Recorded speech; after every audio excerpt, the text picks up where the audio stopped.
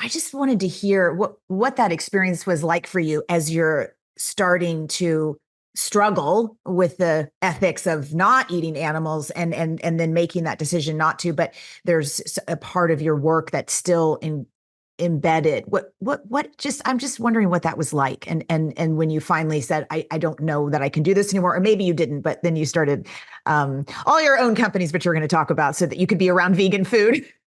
Yeah, I mean, by default, I always worked in kitchens. It was just an easy summer job. It was an easy job during, growing up.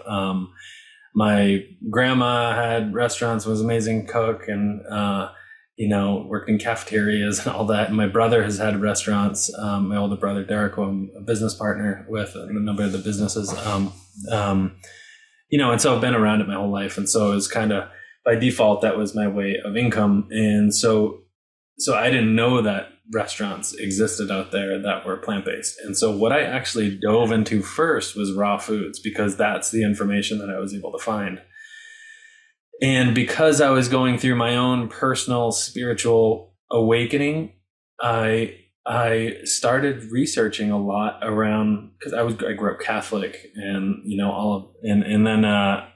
which I had a lot of guilt, obviously, that came with that, to say the least. But as I dove into things, I started to look at the connection between health, and a lot of information around raw foods came up. So that was my real first introduction to veganism, was through raw foods. So I stopped eating dairy, and then I started to explore raw foods, and I made that connection. I went down that rabbit hole for years, and the more I learned about animal rights, the more there was to feel like I was betrayed more, and I wasn't told the right information growing up, and that connection between the animals we eat and the food on our plate, and it just all started making sense, and it fueled my passion dramatically as in my younger years of wanting to make a difference, as you had mentioned. So that's what fueled my whole career was the impact opportunity. So you and your brother, Derek, launched Wicked Kitchen only 6 years ago. Yeah, Is that right? Actually, I thought, wow, yeah. gosh, I feel like I've been hearing about it for 20, but it's like, well, we launched Wicked Healthy. So Wicked Healthy it goes back to, so I had restaurants. So just kind of fast forward some part of my career here. I ended up, when I was in raw foods, I was working with a lot of restaurants, diving into the vegan side of things. I started working with a lot of restaurants at that point. I went over to Europe. I was contracted to open up a number of restaurants over in Europe. So I lived over there for about 5 years, and in Turkey and London and Germany, opening vegan restaurants. And at that point, they were about half raw, all plant-based, all non-dairy. And so that put me on, that was a crash course, and that was my schooling for sure. We opened up 6 restaurants in 3 years in 3 countries. And I was young, that was 20 years ago, so that put me on the path of working in a lot more restaurants. And I came back to the US by working with Whole Foods Market. I met John Mackey. I started working with him on the new core value, which was around healthy eating education. I moved back from Europe to Austin, which is where I've been here for 15 years. And during that time at Whole Foods Market, we launched the Health Starts Here program, which was, one part of the new core value with Whole Foods at the time. And my brother, he had his own path up to that point. He was at a monastery. He was at a monastery for about 1.5 years, 2 years, because of, other experiences that he had with the loss of his fiance. Ended up in a monastery. And so when I was at Whole Foods Market, my brother came on and joined the team that I was on the leadership team to help sort of initiate this new core value globally with Whole Foods. I was the front-facing chef, so the R&D chef. So I worked with a lot of the front-facing customers, the health eating educators, the in-store educators, worked with a lot of their schools that they had at Whole Foods. And my brother was the executive chef. He worked behind the scenes with all of the prepared foods department and all that. So together we tag teamed to launch the initiative. At that time, we started a consulting company called Wicked Healthy. And Wicked Healthy was more of, hey, let us come into your restaurant group, or let us come into your manufacturer, or your catering company and teach you how to, incorporate more plants. That was our focus. It was a no-brainer approach to health eating, which was eat plants, period. And here's some swaps, easy swaps. At the time, so we started Wicked Healthy. We ended up writing a cookbook, the Wicked Healthy Cookbook. And then we separated ourselves from Whole Foods. I went to go work with Ruby Online Culinary School, which Jason was affiliated with also. So worked with Ruby to launch the first plant-based certification program. I launched the Forks Over Knives culinary program also, and Culinary RX, which is another cool thing we can talk about. But during that time, Tesco had reached out to my brother and asked to license our brand Wicked Healthy to launch the Wicked Kitchen line over in the UK. So we launched in the UK. My brother spearheaded that. We're both partners in it. My brother spearheaded that, and at the same time, in parallel, we launched Good Catch here in the US. So both of them gaining traction. Both of them were getting funding at the time. This was 7-8 years ago at this point. Yeah. So that's where it was. That's where Wicked Kitchen was sort of birthed, was from Wicked Healthy, Tesco launching it. Right. Because that was, didn't you sell 10 million units of food from grocery stores, like just over a year? Right. Okay. That's extraordinary. That's quite a feat. They were doing over 40 million in sales just in Tesco. 10 million units within, I think it was probably 15 months or something like that. 10 million meals. So Derek out of the gate launched. So he had came on with Tesco as the head of plant-based innovation, and also to kind of keep an eye on and drive the Wicked Kitchen brand while I was here with Good Catch, launching Good Catch. And at the time, Tesco didn't have any products on shelf, and maybe one or two vegan products on shelf. Actually, most of our listeners are from the UK, so they know what's going on. But for those of us in the US, is it like an Albertsons or is it like a Whole Foods?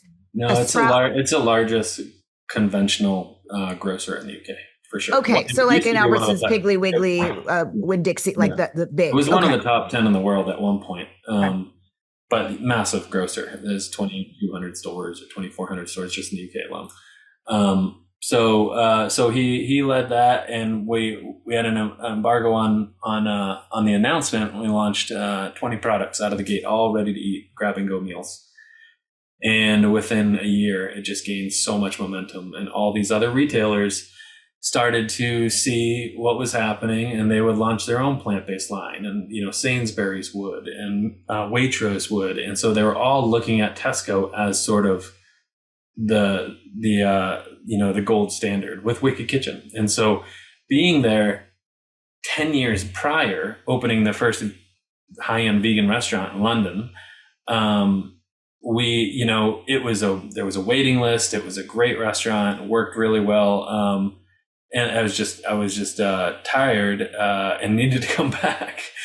And so when I came back, and so fast forwarding 8-10 years later, when Derek launched Tesco line over there, the momentum of plant-based that it created was insane. I mean, it's all of these retailers started to follow and copy Wicked Kitchen, and so it created this massive momentum with plant-based over in Europe, and continues to do. It continues to as well. Wicked Kitchen still exists over there, and it's going really great. Yeah. Thank you for that. You all offer, I think, one of the world's largest variety of animal-free products of any plant-based food brand. Tell us about some of the foods that you offer. I mean, what are because I've definitely seen it, but I don't think the folks in the States necessarily really know the expanse like the UK market is used to. Yeah, in the UK, in the UK at one point we had over 200 SKUs and 200 products in Tesco that were all Wicked Kitchen branded. 180 or something like that in 20 categories. Here in the US, we got to a little over 40 products at the high point. What's still in market currently are frozen meals, ice creams, those are the main categories that are in market today here in the US. What were your top five? Like that your top five, not the grocery store's top five, that you are just think are the most delicious, delectable, and the most proud of? With we launched Good Catch and Wicked in parallel. And so about a year and a half ago, Wicked acquired Good Catch, the brand, to have it all under one roof. The products I'm most proud of were the Good Catch products, for sure. And because we started Good Catch to disrupt the commercial seafood industry, and it needed some disruption. And so, I mean, when we launched that, we got the eye of, Seafood News, Seafood Source. All these guys were writing about us at the time because there wasn't any products out there on the market. Let's say 8 years ago. Now there's a bunch of plant-based seafood companies that are smaller globally. But at the time, we also partnered with Bumblebee as our distribution partner for our plant-based tuna. So that was kind of unheard of as well. And so the disruption that we caused, even if it was a small blip of disruption, was very exciting, to be able to see that. Yeah, I mean, we launched this campaign, Seafood Without Sacrifice, and so we had a number of food trucks that we wrapped, and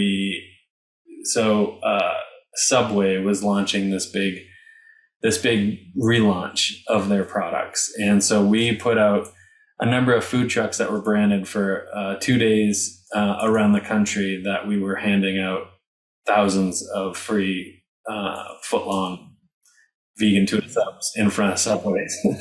And we had a great cease and desist thrown at us. That's what we wanted, right? So we just got some good press out of it, and it was a lot of fun, and we disrupted their launch of some of their products at the time. So, the disruptive piece is what's been driving my work, and it's been very exciting. So the Good Catch products are something that were quite special.